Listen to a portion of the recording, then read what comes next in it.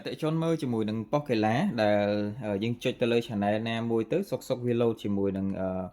tèng bên dưới cám rồi có tèng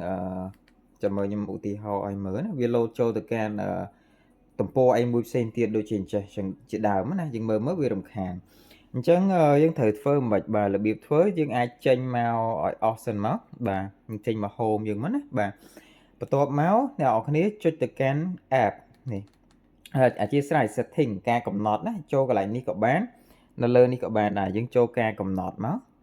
បន្ទាប់មកអ្នកនរគ្នាចូលពាក្យថាកម្មវិធីបាទឃើញទេយើងចូលពាក្យថាមើលកម្មវិធីទាំងអស់បង្ហាញកម្មវិធីក្នុងប្រព័ន្ធបាទចុចឲ្យវាដើម្បីចេញ app ទាំងអស់ហ្នឹងមក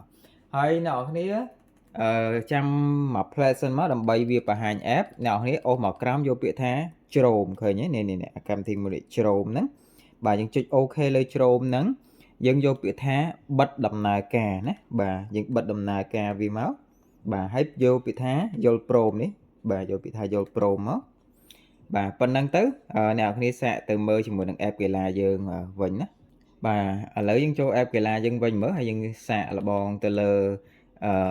ការប្រកួតមួយណាមើលថាតើវាចេញជាមួយនឹងការរំខានចឹងទៀតអត់ណាបាទឃើញអត់គឺវាលែងមានការរំខានមកយើងទៀតហើយណាគឺយើងមើលបានធម្មតាវិញហើយបាទអញ្ចឹងអីដែលយើងត្រូវធ្វើបាទខ្ញុំសង្ខេបឡើងវិញបើសិនជាអ្នកនរគ្នាបើកទៅវាចេញពាណិជ្ជកម្មបាទវាចេញការរំខានណាមួយ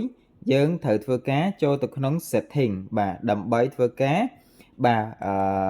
បិទដំណើរការជាមួយបាទ Google Chrome បាទឬក៏ Chrome web browser ហ្នឹងឯងបាទអញ្ចឹងគាត់តែធ្វើប៉ុណ្ណឹងទៅគឺបងអាចមើលបានឡើងវិញធម្មតាពិបាកអត់ពិបាកអីទេបាទសួរបងឆ្ងល់អីបន្ថែមសួរបានណាបាទអរគុណ